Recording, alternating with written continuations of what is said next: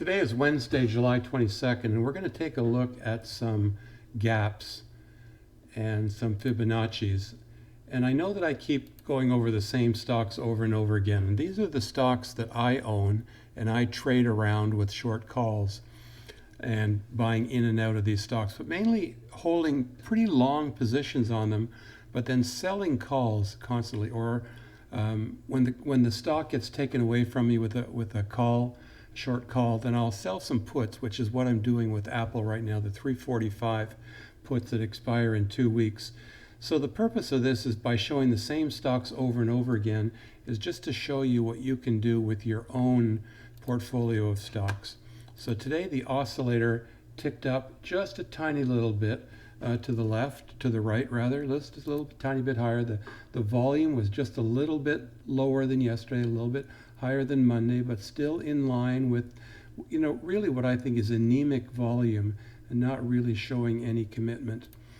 This is the volume of advancers to decliners and the A to D volume chart. You can see that the 20-day moving average is starting to move up a little bit, and it's been on its way down ever since the beginning of June. The moving average has been moving down. Now it's starting to tick up a little bit. That's a good thing. And our A greater than D and volume of A and D registered another 2 in the score, so that's a thick line. We're looking for any signs of weakness, which would be some white appearing in between these solid blue bands of a 2 score. I explained what the score system was in a few videos last Friday, Monday, and Tuesday. So now let's look at the charts and just make it really quick. The Dow Jones has spent 6 days trying to close this gap from June the 10th, and we just finished above the gap. But it's been quite a struggle. We've been moving sideways, and it's all because of the action and the reluctance to move out of this gap. The NASDAQ, which of course was always making new highs, has been churning a little bit lately. We've had, after this big high on July the 12th, we had 7 days now where it's below the 150% on one Fibonacci, and keeping to the 138.2 on another Fibonacci wave that we've been following. Apple has just been a great stock, and as long as it continues to go sideways at this 161.8% fib, that's good for me. I've been working off premium on some short August 7th 345 calls, which are about $1,000 in the profit, 900 and some dollars in the profit, and in the end it's going to be about 12 or 1300. So they're getting close to the point now where I'm not going to wait for them to finish. I'm just going to roll them, and if Apple continues to move up, I'll roll them a little bit higher. The short puts that I have are expire a week after Apple's earnings, so I'm not going to be wanting to hold them into Apple's earnings. I don't typically want to get surprised like that, although it should be a good earnings.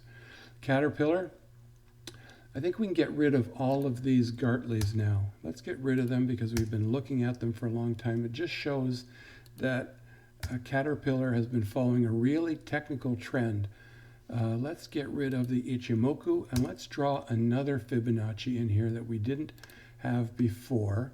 Let's get rid of this Fibonacci, and let's put in one that takes the most recent high to the low, which would be the COVID low, and let's see how we're doing against that. So it's going to make a double top at 150. Right now it's having trouble at 78.6%. So again, this stock continues to be a favorite of the Fibonacci traders, and you can see when you take this high and this low just how well the Fibonacci's are working. 23.6 is a minor Fibonacci, but 38.2 proved to be reliable. 50%, certainly reliable. 61.8 is where a lot of time has been spent, and there's been 2 breakouts to 78.6 and then pulling back each time. So watch those Fibonacci's. Home Depot is a great stock as well, continuing to move up, and that's just gonna do well. I'm gonna get rid of this minor Fibonacci because I don't like 114.6. It's not one that I would trade around. I'm going to look for it to go to 123.6, but right now it's just a stock that's continuing to make new highs. AT&T not doing too much. Now Whirlpool had earnings today, and that's one of my holdings. I don't hold a lot there, but look what happened after hours. This is an extended trading hours stock chart, and you can see where it shot up to this previous high and then pulled back. So let's take that Fibonacci out of the scene now, and let's go to this one, and let's get rid of the volume and make sure that we've got the most recently low candle, and there it is. And let's look at our Fibonacci's there. So we almost tipped that previous higher high, and then we pulled back. So Whirlpool is a great stock. I'm short 135 calls, and it's at 145, so it's probably time to take a good look at those and close them, take the profit, and try to find something else to do around Whirlpool. So where are we going? I think the Dow Jones pretty much tells us we're in this gap here, and the S&P broke out of its gap, so we can get rid of that gap. Nothing seems to scare this market anymore. The market is now convinced, doesn't care about the economy, doesn't care about COVID, doesn't care about closing.